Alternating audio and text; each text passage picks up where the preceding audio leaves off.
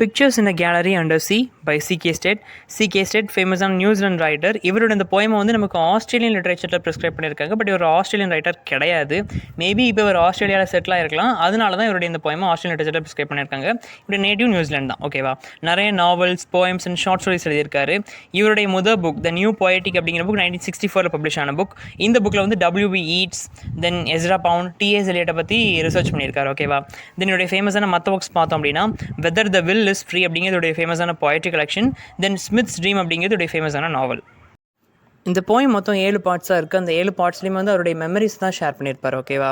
அவர் பார்த்த ஒரு பொண்ணை பற்றி, அவர் பார்த்த இடங்கள் பற்றி, அவர் கேட்ட கான்வர்சேஷன் பற்றி, இப்படி அந்த மெமரிஸ் தான் ஷேர் பண்ணியிருப்பார். இவன் இந்த டைட்டில் பார்த்தோம் அப்படின்னா pictures in a gallery under sea. கடலுக்கு அடியில் இருக்கிற கேலரி அப்படிங்கிறது மீனிங் கிடையாது, ஒரு மெட்டாஃபோரிக்கல் ஃப்ரேஸ். ஓகேவா? மீனிங் கொஞ்சம் டெப்த்தாக பார்த்தோம் அப்படின்னா அண்டர் சி அப்படிங்கிறது நம்மளுடைய ஆள் மனதை குறிக்குது. ஓகேவா? சப்கான்ஷியஸ் மைண்ட், அந்த டீப்பாக ஆள் மனதில் இருக்கிற மெமரிஸ். ஓகேவா? இவருடைய ஆள் மனதில் புதைந்து இருக்கக்கூடிய மெமரிஸ் தான் இந்த பிக்சர்ஸ் ரெஃபர் பண்ணுது. ஸோ அது ஒரு metaphorical phrase. Pictures in a gallery under sea. அவருடைய ஆள் மனதில் புதைந்து இருக்கக்கூடிய மெமரிஸை இந்த போயமில் 7 பார்ட்ஸை சொல்லியிருக்காரு. இந்த போயம் மொத்தம் 120 லைன்ஸ் இருக்குது. ஸோ லைன் பை லைனாக போக முடியாது. ஸோ அதனால் இந்த போயம் உங்களுக்கு வேணும் அப்படின்னா எனக்கு பர்சனல் நீங்கள் மெசேஜ் பண்ணிங்க அப்படின்னா நான் டெலிகிராமில் உங்களுக்கு ஷேர் பண்ணுறேன். மற்றபடிக்கு இதில் நான் 7 பார்ட்ஸுடைய சம்மரி மட்டும் கிளியராக சொல்லிடுறேன். ஓகேவா? ஃபர்ஸ்ட் பார்ட்டில் லாட்ப்ரோக் ஸ்கொயர் அப்படிங்கிற ஒரு கார்டன் இங்கிலாண்டில் இருக்குது. அந்த கார்டனில் மீட் பண்ண ஒரு கேர்ளை பற்றி சொல்கிறார். ஓகேவா? நேம் கொடுக்காமல் சொல்லியிருக்காரு. அந்த இடத்த அப்படியே அழகாக வர்ணிக்கிறாரு. இடம் பார்க்க ஒரு அழகாக இருக்குது, வெளிச்சங்கள்லாம் நல்லா அழகாக இருக்குது அப்படின்னு சொல்கிறாரு. சொல்லிட்டு இவரும் அந்த லேடியும் அந்த பொண்ணு இருக்கிற அந்த ரூம் வந்து மியூசிக்கால் ஃபில் ஆகிருக்கு ஃபுல்லாக. ஓகேவா? மியூசிக் ப்ளே ஆகிட்டுருக்கு. அந்த CD டிஸ்கில் போட்டு இப்படி ப்ளே பண்ணுவாங்க இல்லையா, கிராமஃபோன் மாதிரி, அப்படி மியூசிக் ப்ளே ஆகிட்டுருக்கு. அப்போ இவர் சொல்கிறார் I shall never go back அப்படின்னு சொல்கிறாரு. ஸோ அவருக்கு அங்கேருந்து போகவே மனசு இல்லை. ஸோ அதை இது பண்ணுறாரு. தென் அவங்க ஆப்போசிட்டில் அந்த கேர்ள் என்ன சொல்கிறாங்க அப்படின்னா யூ டூ மஸ்ட் ஸ்டே, நீ இங்கேருந்து போகக்கூடாது அப்படின்னு சொல்லிட்டு you more than I you will defeat their fashions அப்படின்னு சொல்கிறாங்க. நீ இங்கேருந்து போகாமல் இங்கே இருந்த அப்படின்னா இங்கே இருக்கிறவங்களுடைய ஃபேஷன்ஸை நீ டிஃபீட் பண்ணுவ அப்படின்னு சொல்கிறாங்க. இவர் வந்து ஒரு ரைட்டர் இல்லையா? ஸோ நீ இங்கேருந்து போகாமல் இங்கேயே செட்டில் ஆகிட்ட அப்படின்னா இங்கே இருக்கிற ரைட்டர்ஸ்லாம் உங்ககிட்ட தோற்று போயிடுவாங்க, அவங்களுடைய ஃபேஷன்ஸ் முன்னாடி தோற்று போயிடும் அப்படின்னு சொல்கிறாங்க. ஓகேவா? ஸோ நீங்கள் வந்து போகாத அப்படின்னு சொல்கிற மாதிரி அந்த மெமரிஸ்லாம் எனக்கு ஞாபகம் வருது. அதை நமக்கு ஷேர் பண்ணுறாரு. அந்த கேர்ளுடைய நேம் சொல்லலை. லாட்ப்ரோக் ஸ்கொயர் அப்படிங்கிற ஒரு கார்டனில் இவர் ஒரு ரூமில் இருக்க அந்த கேர்ளோட அந்த ரூமுக்கு மியூசிக் ஃபுல்லாக இருக்குது. ரூமே பார்க்க ரொம்ப அழகாக இருக்குது. இப்போ பேசிகிட்டு இருக்காங்க. இது நடக்கிற டைம் வந்து வின்டர் டைம், ஸ்னோ ஃபால் ஆகிட்டு. ஓகேவா?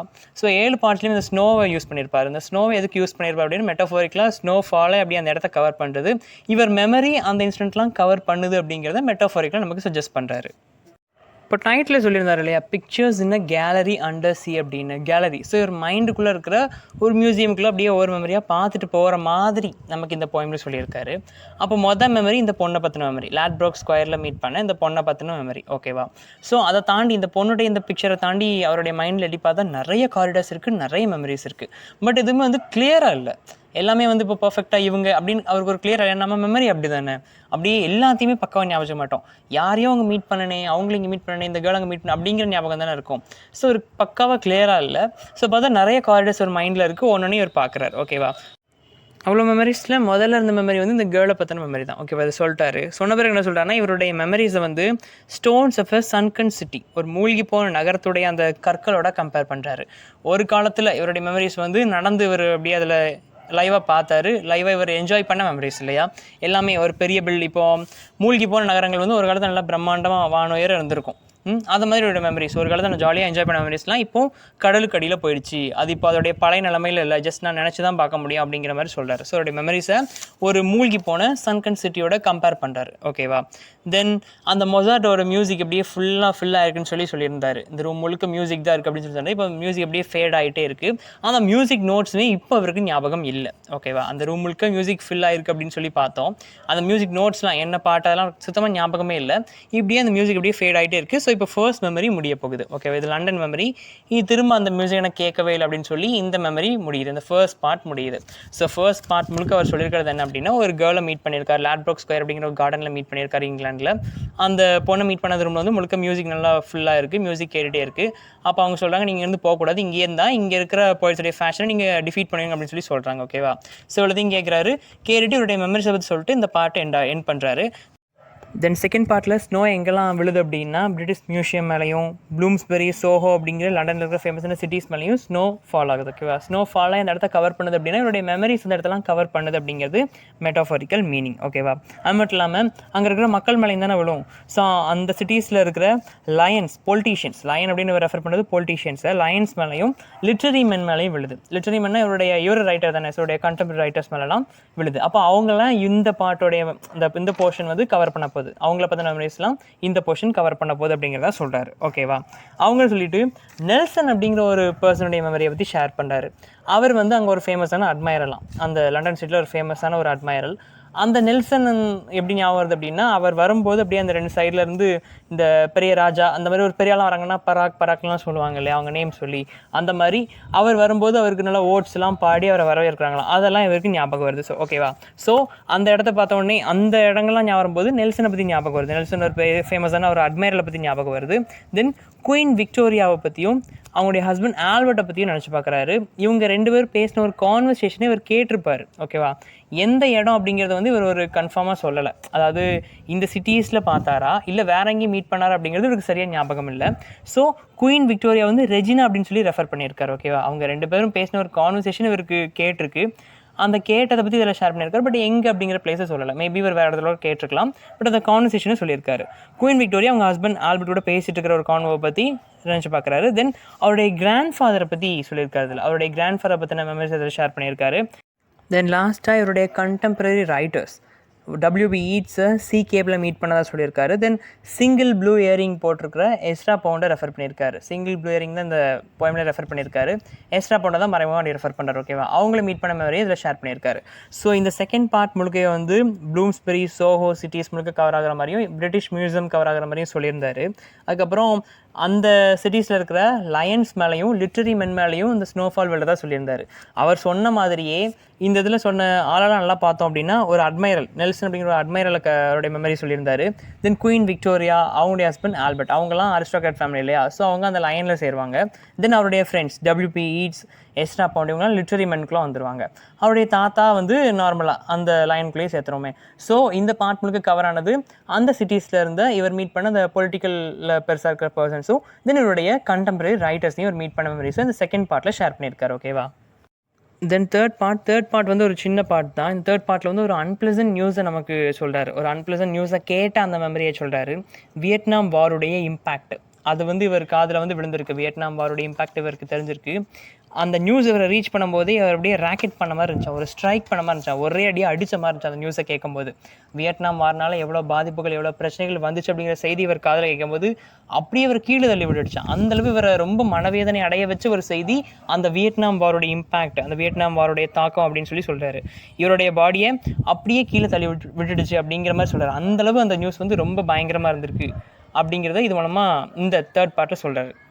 தென் ஃபோர்த் பார்ட்டில் வந்து இவர் மீட் பண்ண இன்னொரு கேர்ளை பற்றின மெமரியை ஷேர் பண்ணுறாரு. அந்த கேர்ளை யாரோட கம்பேர் பண்ணுறாருன்னா ஒரு பிரின்சஸோட கம்பேர் பண்ணுறாரு. ஓகேவா, ஒரு பால் ரூமில் அந்த கேர்ளை மீட் பண்ண மாதிரி நமக்கு ஷேர் பண்ணுறாரு. ஓகேவா, ஒரு பால் ரூமில் அந்த கேர்ள் டான்ஸ் பண்ணிட்டு இருக்காங்க, பார்க்குறக்கு ஒரு பிரின்சஸ் மாதிரி இருக்காங்களா அந்த கேர்ள். ஓகேவா, இது வந்து இந்த சிண்ட்ரெல்லாம் எப்படி அந்த ஒரு டைமுக்குள்ளே அந்த வெளியே ஓடிடுவாங்க இல்லையா, அந்த மாதிரி இந்த கேர்ள் வந்து டான் விடியருக்கு முன்னாடி வேகமாக ஓடுறாங்க அப்படிங்கிற மாதிரி இவர் சொல்லியிருக்காரு. சொல்லிட்டு இது எந்த இடத்துல இந்த மெமரி அப்படிங்கிறதையும் நமக்கு ஞாபகமாக சொல்கிறார். டிவான்ஷியர் ஸ்ட்ரீட் அப்படிங்கிற ஒரு இடத்துல ஒரு தெருவில் இந்த மெமரி நடந்திருக்கு அப்படிங்கிறத ஷேர் பண்ண. ஒரு பால் ரூமில் ஒரு கேர்ள் டான்ஸ் பண்ணுற மெமரி ஒரு மைண்டில் இருக்குது. கேர்ள் பேரை இதுலேயுமே சொல்லலை.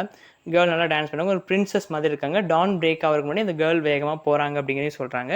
அது மட்டும் இல்லாமல் அந்த டைமில் அந்த கேர்ள் எந்த சாங்க்கு டான்ஸ் ஆடினாங்களோ அந்த சாங்கையுமே இதில் கொடுத்துருக்காரு. ஓகேவா, ஃபர்ஸ்ட் பார்ட்டில் வந்து இதே மாதிரி ஒரு கேர்ளை மீட் பண்ண மாதிரியே தான் ஷேர் பண்ணியிருந்தார். பட் அந்த ரூமில் ஃபுல்லாக மியூசிக் ஃபுல்லாக இருந்துச்சு, ஆனால் அந்த மியூசிக் நோட்ஸ் அவருக்கு ஞாபகம் இல்லை அப்படின்னு ஃபர்ஸ்ட் பார்ட்டில் சொல்லியிருந்தார். பட் இதில் வந்து அந்த டெவான்ஷியர் ஸ்ட்ரீட்டில் நடக்குது.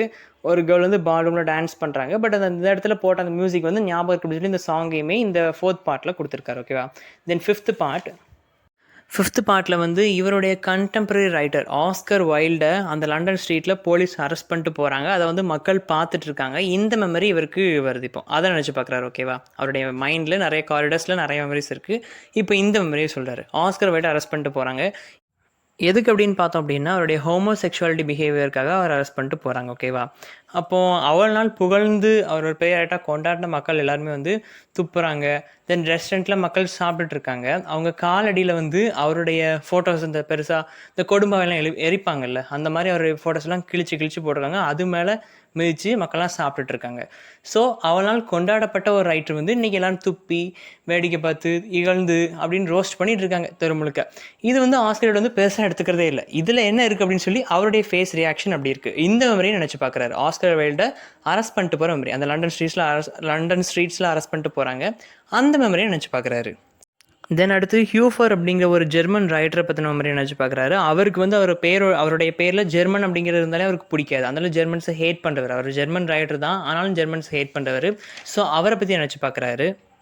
தென் இவருடைய கண்டெம்பரரி ரைட்டர் ஈட்ஸ் அவர் வராரு. WB ஈட்ஸ் வராரு. அவருடைய போயமில் இருக்கிற ஃபேமஸான கேரக்டர்ஸ், அவருடைய ஒர்க்ஸில் இருக்கிற ஃபேமஸான கேரக்டர்ஸை பற்றிலாம் நினச்சி பார்க்குறாரு நம்ம ரைட்டர். அதுக்கப்புறம் இவருடைய மெமரியில் வந்து இன்னொரு பர்சன் இன்ட்ரப்ட் ஆகுறாங்க. இவர் நின்றுட்டுருக்கிறாரு. தூரத்தில் ஒரு பர்சன் வந்து காஃபி குடிச்சிட்டு இருக்காங்க. அந்த பர்சன் யாருன்னு ரொம்ப கன்ஃபார்மாக சொல்லதில்ல. காஃபி குடிச்சிட்டு இருக்காரு. அப்போ இவர் கையில் வந்து ஒரு பேப்பர் இருக்குது. இவர் கையில் இருக்கிற பேப்பர் வந்து நியூஸ் பேப்பரா இல்லை வேறு எந்த பேப்பர், அது வந்து கன்ஃபார்மாக அதையுமே சொல்லலை. இவர் கையில் பேப்பர் இருக்குது. அவர் காஃபி குடிச்சிட்டு இருக்க பர்சன் கிட்ட வந்து அந்த பேப்பரை விட்டு வந்து வாங்கிட்டு போகிறாரு. ஓகேவா? வாங்கிட்டு போகிறாரு. போயிட்டு திரும்ப வராரு. திரும்ப வந்து அந்த பேப்பர் ரிட்டர்ன் பண்ணிடுறாரு. பண்ணிட்டு என்ன சொல்கிறார் அப்படின்னா, this paper you sold me, there's nothing in it. இந்த பேப்பரை நீங்கள் எனக்கு சோல்ட் பண்ணீங்க, பட் இதில் ஒன்றுமே இல்லை அப்படின்னு சொல்லி சொல்கிறாங்க. மேல் டாப்பில் பார்த்து ஒரு சாதாரணமாக தான் இருக்கும். ஆனால் அதோடைய உள்ளார்ந்த அர்த்தம் அப்படின்னு பார்த்தோம் அப்படின்னா, இவர்கிட்ட இந்த வாங்கிட்டு போன பேப்பர் வந்து மேபி இவருடைய ஒர்க்ஸுடைய அந்த இதெல்லாம் போயம் அந்த மாதிரி விஷயங்களாக இருக்கலாம். அதை வாங்கிட்டு போனது அந்த பப்ளிஷர்ஸாக இருக்கலாம். அதை வாங்கிட்டு போய் இதில் ஒன்றுமே இல்லை அப்படின்னு சொல்லி திரும்பவும் கொடுத்துட்டு போனதாக இருக்கலாம். அவருடைய ஒரு கசப்பான ஒரு மெமரியாக இருக்கும். அதனால இது அவருக்கு கிளியராக ஞாபகம் இல்லை. ஸோ வாங்கிட்டு போயிட்டு கொடுக்குறாங்க அப்படிங்கிற மாதிரி இவர் ரெஃபர் பண்ணியிருக்காரு. அது இவருடைய சில ஒர்க்ஸ் வந்து ரிஜெக்ட் பண்ணி அனுப்பியிருக்கலாம். சில ரைட்டர்ஸ் சில பப்ளிஷர்ஸ் வந்து இவருடைய ஒர்க்ஸை கொடுத்துருப்பாங்க. கொடுக்கும்போது நல்லாவே சொல்லி ரிஜெக்ட் பண்ணி அனுப்பியிருப்பாங்க. அப்படி நடந்த ஒரு இதுதான் இவர் நமக்கு ஷேர் பண்ணுறாரு. ஸோ இவருடைய சில ஒர்க்ஸ் வந்து பீப்புள் சரியாக ரிசீவ் பண்ணிக்கல அப்படிங்கிற விஷயத்தை இது மூலமாக கன்வே பண்ணுறாரு. பப்ளிஷர்ஸ் பீப்புள்கிட்ட நல்லா விற்காதனால பப்ளிஷர்ஸ் வந்து திரும்ப விட்டு அந்த ஒர்க்கை கொடுத்துட்டு காசை வாங்கிட்டு போயிருக்காங்க. ஸோ அது அந்த சின்ன விஷயம் மூலமாக இந்த ஒரு இது மூலமாக கம்பேர் பண்ணியிருக்காரு. தென் அதுக்கடுத்து வந்து இவருடைய கண்டெம்பரரி ரைட்டர்ஸுடைய ஃபியூனரல் அட்டன் பண்ண மெமரிஸ்லாம் ஷேர் பண்ணுறாரு. அதெல்லாம் அவருக்கு ரொம்ப தாங்க முடியாத ஒரு வழியாகவே இருந்திருக்கு. அவர் கூட எழுதிட்டு இருந்த ரைட்டர்ஸ்லாம் இவருக்கு முன்னாடி இருந்தது, இவருக்கு ஒரு பெரிய வழியாகவே இருந்திருக்கு. அதெல்லாம் ஷேர் பண்ணுறாரு. ஓகேவா? இதோட 5th பார்ட் முடியுது. தென் 6th part and 7th part ரெண்டுலேயுமே வந்து ஃபைனலுக்கு வந்துட்டார். மெமரிஸ் எல்லாமே முடிஞ்சு இனி எண்டிங்கில் அவர் மெமரிஸை முடிச்சு அப்படியே ஃபைனலாக அப்படியே அந்த ஸ்னோ அப்படியே ஃபால் ஆகி ஸ்டாப் ஆகுது. அதுதான் அந்த 2 பார்ட்ஸ்லையுமே சொல்லியிருப்பார். ஓகேவா? 6th பார்ட்டில் பார்த்தோம் அப்படின்னா அப்படியே அந்த இப்போ கர்டைன்ஸ் மூட வேண்டிய நேரம் வந்துச்சு அப்படிங்கிற மாதிரி சொல்கிறாரு. மெமரிஸ்லாம் அப்படியே ஸ்லோவாக ஸ்டாப் ஆகுது. அந்த ஸ்னோ அப்படியே பொழியறது அப்படியே ஸ்டாப் ஆகிட்டே இருக்குது. இந்த ஸ்வான்ஸ் இருக்குல்ல, அப்படியே நல்லா பறந்துக்கிட்டே இருக்கும். அடுத்து சாயங்காலம் அப்படியே அந்த தண்ணியில் ரெஸ்ட் எடுக்கலாம். அந்த மாதிரி பூல்லலாம் வந்து அந்த ஸ்வான் அப்படியே ரெஸ்ட் எடுத்து அப்படியே இருக்குது. அந்த மாதிரியுடைய மெமரிஸ் இவ்வளோ நேரம் அது இது நமக்கு நிறையா தான் சொல்லிட்டு அப்படியே ஒரு மெமரிஸில் இப்போ ரெஸ்ட் ஆக போகுது அப்படிங்கிறது 6th பார்ட்டில் சொல்லி இந்த 6th பார்ட்டை எண்ட் பண்ணுறாரு. தென் 7th பார்ட்டில் வந்து டைமை மென்ஷன் பண்ணியிருக்காரு. 1958 நடக்குதுன்னு சொல்லி டைமை மென்ஷன் பண்ணுறாரு. சன்செட் அப்படியே சூரியன் மறையுது, எண்ட் ஆக போகுது அப்படிங்கிறது தான் அதில் சஜஸ்ட் பண்ணுறாரு. ஓகேவா? நியூ ஆக்ஸ்போர்ட் ஸ்ட்ரீட்டில் முடிக்கிறார் இவருடைய மெமரியை.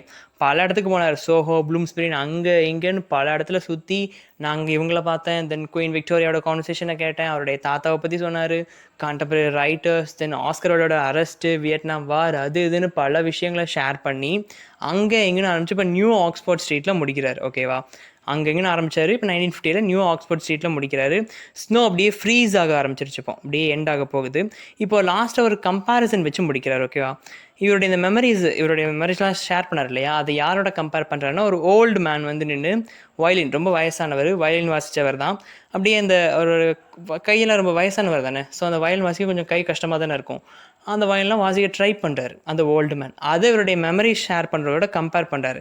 எப்படி அந்த வயசானவர் அப்படியே ஸ்ட்ரகிள் பண்ணி அந்த வயலின் வாசிக்க ட்ரை பண்ணுறாரோ, அது மாதிரி இவரும் ஸ்ட்ரகிள் பண்ணி அவருடைய பழைய மெமரிஸை ரிவைவ் பண்ண இந்த போயம் மூலமாக ட்ரை பண்ணியிருக்காரு அப்படிங்கிறத சொல்லி இந்த போயமை எண்ட் பண்ணுறாரு C.K. ஸ்டெட்.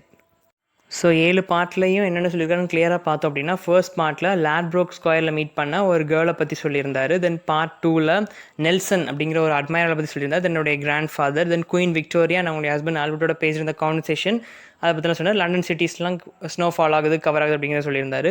தென் தேர்ட் பார்ட்டில் வியட்நாம் வார் ஒரு அன்பிளசண்டான நியூஸை பற்றி சொல்லியிருந்தாரு. தென் ஃபோர்த் பார்ட்டில் வந்து ஒரு கேர்ள், அந்த கேர்ளை பிரின்சஸோட கம்பேர் பண்ணியிருந்தார். ஓகேவா. தென் பார்ட் 5ல் ஆஸ்கர் வைல்டோட அரெஸ்ட்டு, ஹியூஃபர்னு ஒரு ரைட்டர், ஜெர்மன் ரைட்டர் பற்றி சொல்லியிருந்தார். தென் ஈட்ஸ், அவருடைய கண்டெம்பரரிஸோட டெத்து, தென் அந்த பேப்பர், இவருடைய பேப்பரை வாங்கிட்டு விற்கலன்னு சொல்லி திரும்ப கொடுக்குறது, இதெல்லாம் பற்றி பார்ட் 5ல் சொல்லியிருந்தார். தென் பார்ட் 6 and 7 வந்து ஸ்னோ அப்படியே ஃப்ரீஸ் ஆச்சு, ஒரு கன்க்ளூடிங் பார்ட் முடிய போகுது அப்படிங்கிறத சொன்னார். அந்த வயசானவருடைய அந்த வயலின் எப்படி வாசிக்க ட்ரை பண்ணுறாரு, ஸ்ட்ரகிள் பண்ணுறாரோ அந்த மாதிரி இவருடைய மெமரிஸை ரிவைவ் பண்ண ஸ்ட்ரகிள் பண்ணுறாரு அப்படிங்கிறதை சொல்லி இந்த போயமை எண்ட் பண்ணுறாரு. ஸோ இந்த போயமோட மேஜர் தீம்ஸ்லாம் பார்த்தோம் அப்படின்னா மெமரி அண்ட் நாஸ்டாலஜியா தான் அவருடைய மேஜர் தீம்ஸ். அவருடைய நினைவுகளை பற்றி ரொம்ப 7 பார்ட்ஸ் நம்மளுக்கு மெமரிஸை மட்டும்தான் ஷேர் பண்ணியிருக்காரு. இங்கே பார்த்த கேர்ள், தென் வியட்நாம் வாரை பற்றின ஒரு அன்பிளசன்ட் நியூஸ் அப்படின்னு சொல்லியிருந்தாரு. அவருடைய கண்டெம்பரரி ரைட்டர்ஸ் பற்றி சொல்லியிருந்தாரு, அவங்களுடைய ஃபியூனலை பற்றி சொல்லியிருந்தாரு.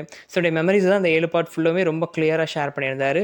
தென் நாஸ்டாலஜியா, அந்த மெமரிஸை நோக்கின அவருடைய ஏக்கம் அதுவுமே அங்கங்கே தென்படுச்சு. ஓகேவா. ஸோ அதோட மேஜரான தீம்ஸ். ஓகே, இதோட இந்த வீடியோ லைக் பண்ணிட்டு மறக்காமல் நம்ம சேனலை சப்ஸ்கிரைப் பண்ணிடுங்க. தேங்க்யூ.